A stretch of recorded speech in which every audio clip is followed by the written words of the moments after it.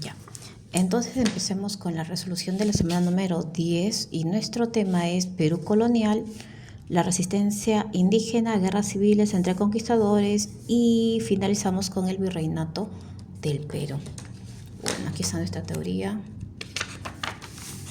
por acá también, y por acá tienes las preguntas. Evaluación número 10. A ver, empezamos con la primera pregunta. Nos dice: en relación a la caída del Tahuantinsuyo, uno de los factores que precipitó este proceso fue, recordemos un poquito acerca de la caída del Tahuantinsuyo. Recordemos los viajes de Francisco Pizarro. Recuerda que Francisco Pizarro realiza 3 viajes. El primer viaje es de exploración, no encontraron absolutamente nada. El segundo viaje es de descubrimiento, llegaron hasta el río Santa. Y el tercer viaje de invasión, ¿verdad? Entonces, profesora, los españoles llegaron a nuestro territorio. Justo en ese tercer viaje, los españoles encuentran una guerra civil entre las panacas que apoyaban a Huáscar y panacas que apoyaban a Atahualpa. Así que hay un enfrentamiento de las panacas para ver quién de estas dos panacas pues llegaba al poder, ¿verdad? Y justo en ese momento llega Pizarro con su gente preparados para la invasión, y a su vez también recuerda que el imperio de los incas no es un imperio pues que se ha estado expandiendo pacíficamente, sino que también a través de la fuerza. Es por eso que hay muchos pueblos sometidos, muchas naciones sometidas. Es por eso que cuando llegan los españoles, los barbudos, estas poblaciones sometidas van a apoyar a los españoles. Y por lo tanto se produce la caída del Tahuantinsuyo. Entonces, para esta primera pregunta, dice: en relación a la caída del Tahuantinsuyo, señala uno de los factores es el apoyo de algunas, ¿cuál sería nuestra clave? El apoyo de algunas panacas a los españoles, ¿verdad? Entonces sería uno clave C, ¿ok? De algunas panacas, algunas familias reales. Profesora, como por ejemplo, recuerda pues el caso de Manco Inca, Manco Inca, el líder de la rebelión de Vilcabamba, de los incas de Vilcabamba. Recuerda que Manco Inca en un primer momento es aliado, en un momento es aliado de los españoles y en otro momento pasa a ser opositor y a enfrentarse a los españoles. Entonces, número 1, casita. Número 2, la resistencia liderada por Manco Inca en el Cusco durante el siglo XVI fue un suceso que buscaba, ¿qué buscaba Manco Inca? Dice, liberar a los jaturrones del poder de los incas. No tiene nada que ver con los jaturrones, ¿verdad? No, Manco Inca no. B, expandir las nuevas panacas reales en el Cusco, tampoco. Afianzar una alianza con la casta militar de Cajamarca, tampoco. ¿Qué es lo que hace Manco Inca? ¿Por qué se levanta? ¿Por qué de ser aliado pasa a opositor? Porque se da cuenta de que los españoles han llegado con un objetivo: invadir ese territorio, apoderarse del Tahuantinsuyo, apoderarse del reino que le pertenece a los incas. Es por eso que él se levanta contra los españoles para poder recuperar el poder político del Tahuantinsuyo. Así que número 2 es dadito. Pregunta número 3. Veamos. Número 3. Nos dice: identifique algunas de las razones que motivaron los enfrentamientos entre pizarristas y almagristas. Con respecto a esta pregunta, esta pregunta número 3 corresponde a las guerras civiles entre españoles. Recuerda que son 3 guerras civiles. La primera guerra civil entre pizarristas y almagristas, o también conocido como la guerra de las gobernaciones. Segunda guerra civil de los grandes encomenderos y la tercera guerra civil de los insatisfechos. Con respecto a esta pregunta te hablan acerca de la primera guerra civil. Te dice entre pizarristas y almagristas, ¿verdad? Dice, algunas de las razones. ¿Por qué estos dos pinkies, por qué estos dos amigos se enfrentan? ¿Qué ha pasado, profesora? Veamos. La firma de la capitulación de Burgos no tiene nada que ver. Es más, nosotros no lo hemos desarrollado en clase. La firma de la capitulación de Burgos tiene que ver con la fundación de las primeras gobernaciones en América, Castilla de Oro y Nueva Andalucía. Pero eso se da durante el gobierno de el esposo de Isabel de Castilla, Fernando, ¿no? Así que no tiene nada que ver. Dice, a ver, ¿por qué se enfrentaron pizarristas y almagristas? No es capitulación de Burgos. ¿Es la posesión del Cusco? Sí, ¿verdad? Claro. ¿Qué es lo que hizo Almagro? Recuerda que Almagro tenía una gobernación que era Nueva Toledo. Él se fue con sus hombres, estaba feliz de tener una gobernación, de tener tierras productivas, de tener oro, tener plata, de tener mano de obra indígena, pero cuando él llega a esa gobernación se da con la sorpresa de que no hay nada, que encuentra el gran desierto de Atacama en Chile, que encuentra el altiplano. Son zonas que no son productivas. Oro, plata no se encuentra en ese territorio. Mano de obra para explotar tampoco hay, porque prácticamente lo que le corresponde a Pizarro, a Francisco Pizarro, es la gobernación de Nueva Castilla, y esa gobernación de Nueva Castilla se encuentra donde anteriormente se había establecido el Chinchaysuyo. Es por eso que Almagro, después de visitar su gobernación, él decide tomar el Cusco. ¿Ok? Así, la número 2 es correcto. Disputa por las mitas, nada que ver, no se pelean por el trabajo de las mitas.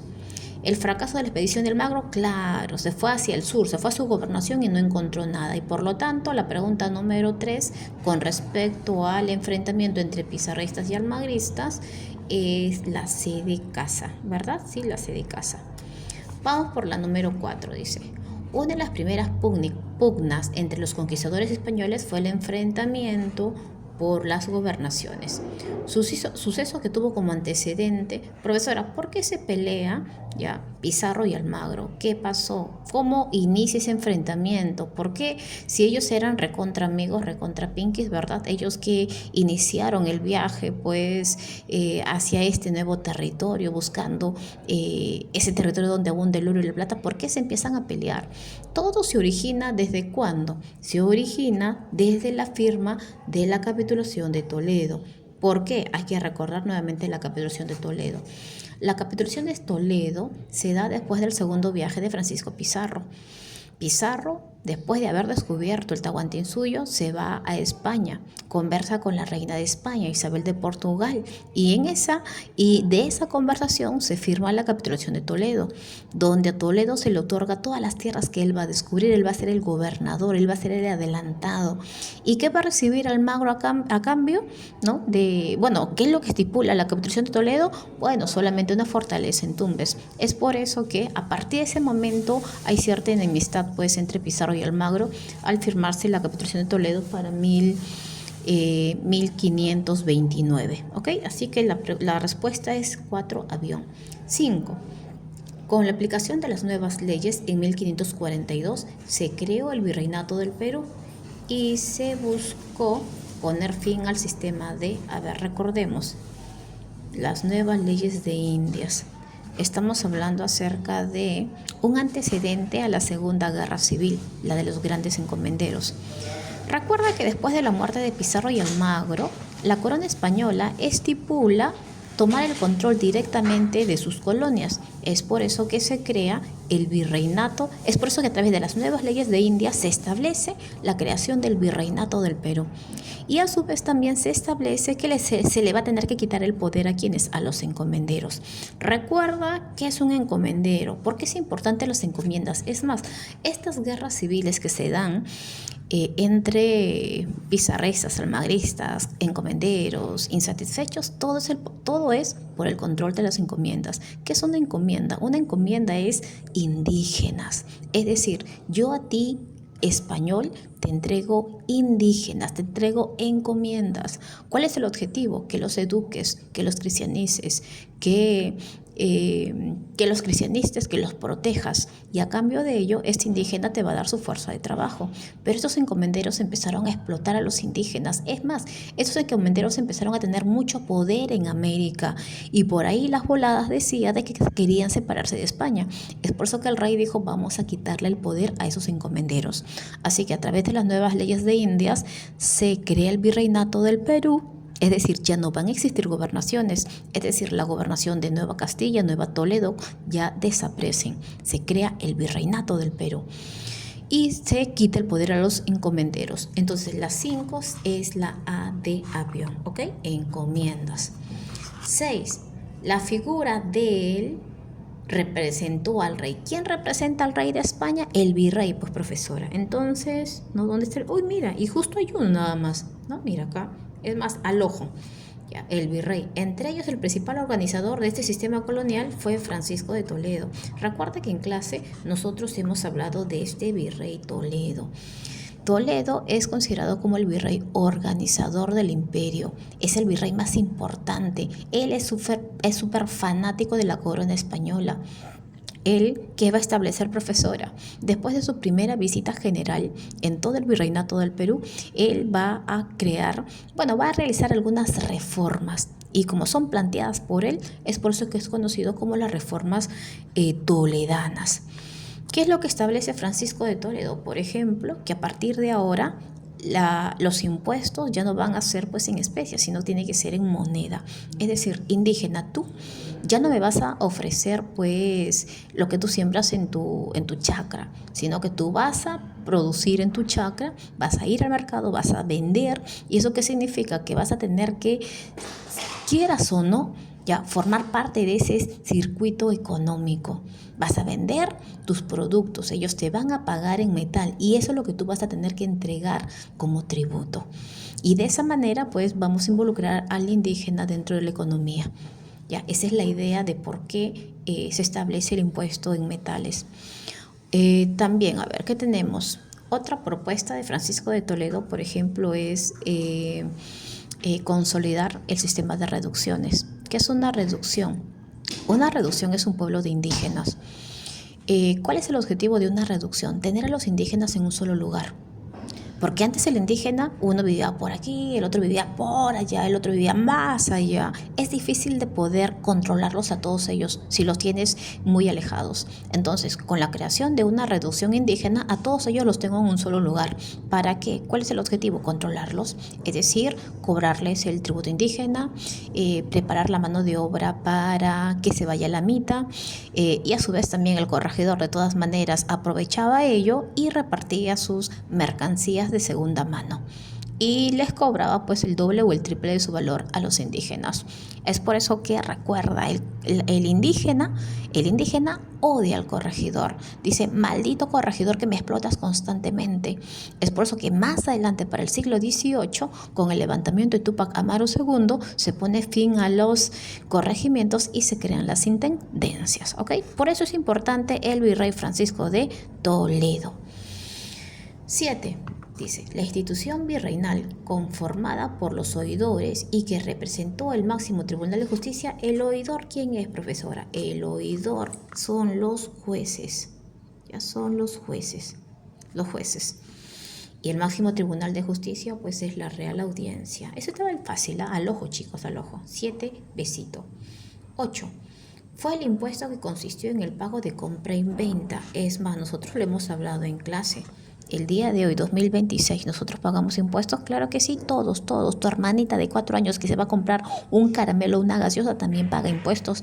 Y ese viene a ser el IGB, ¿verdad? El 18% que tú pagas. Claro que no te lo cobran directamente, sino que ya está incluido en el precio de la venta. En el virreinato existe el pago de impuestos, claro que sí. Existe el alcabala, el almojarifazgo, la medianata, el diezmo, etc. Pero el IGB, así como el día de hoy nosotros lo llamamos, en la colonia se le conoce como la alcabala, el impuesto de compra y venta. Entonces, ¿dónde está la alcabala? 8, besito. 9. Determina el valor de verdad o falsedad de los siguientes enunciados relacionados a las actividades económicas del Virreinato del Perú. En el Virreinato del Perú existen diferentes actividades económicas. Existe la agricultura, la ganadería, la minería, el comercio, los obrajes. Pero de todas estas actividades económicas, la más importante es la minería. Aquí está. Ok, ¿esto es correcto entonces? Número 2 dice, el comercio interno fue controlado por el Tribunal de Consulado de Lima. También eso es correcto. Mientras que la Casa de Contratación de Sevilla controla el comercio entre España y las dos colonias que tiene España en América. Uno es el Virreinato del Perú y el otro viene a ser el Virreinato de Nueva España. 3. Dice, la agricultura se desarrolló en topos y ayllus. Este término de topos y ayllus ya no existe. Este término se utiliza con el imperio de los incas. Recuerda que, es más, la agricultura En la época de la colonia estamos hablando de la posesión de tierras por parte de los españoles, así que estamos hablando de haciendas, ya sea pues que se dedican a la producción de productos de primera necesidad o de repente haciendas o estancias ganaderas. Así que es verdadero, verdadero, falso. Falso como tú comprenderás. Entonces nuestra clave es dado. Y finalizamos con la pregunta número 10. Nos dice, durante el virreinato, los fueron parte de la nobleza indígena. Estamos hablando de quién, del cacique, ¿verdad? Del cacique. Mientras que los eran quienes laboraban en diferentes actividades como la minería. El indígena trabaja en la minería. Y cuando este indígena trabaja en la minería, a él se le conoce como el mitayo, es decir, indígena que mita, mitayo. Si bien nosotros solamente hacemos hincapié en el trabajo en la mina, por eso se le llama mita minera, pero no solamente hay una mita minera, hay mita obrajera, mita de pongo, y hay diferentes, ¿ya? Pero el más importante, claro, para la corona española es la mita minera, donde este indígena tiene que ir a mitar. ¿Desde qué edad? Desde los 18 años hasta los 50 años aproximadamente. Y recuerda que la mita es obligatoria. Y recuerda que el indígena... ¿Quién es el indígena para la corona española? El indígena es un menor de edad, es una criatura y por lo tanto se tiene que proteger, se le tiene que cuidar, se le tiene que educar. A este indígena, ojo, al indígena es vasallo del rey y por ser vasallo del rey tiene derechos y a su vez también tiene que pagar un impuesto a la corona española. Profesora, ¿pero el indígena no es esclavo? No, no es esclavo. De acuerdo a la ley, no es esclavo. Quien es esclavo es el negro, que muchas veces lo traen pues de África para venderlo. Pero el indígena no es esclavo. ¿Ok? Profesora, ¿pero lo tratan como esclavo? Sí, pues a veces. Va a depender muchísimo de dónde se encuentre, ¿no? Recuerda que cuando hablamos acerca del virreinato estamos hablando de una sociedad.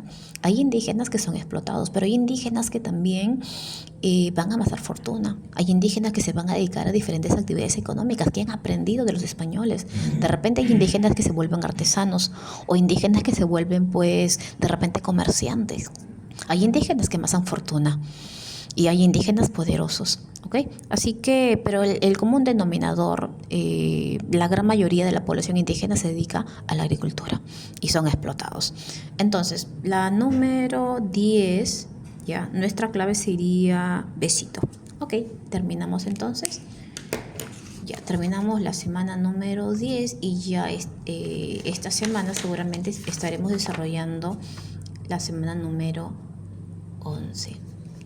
Así que nos vemos, chaucitos y ya, nos estaremos viendo.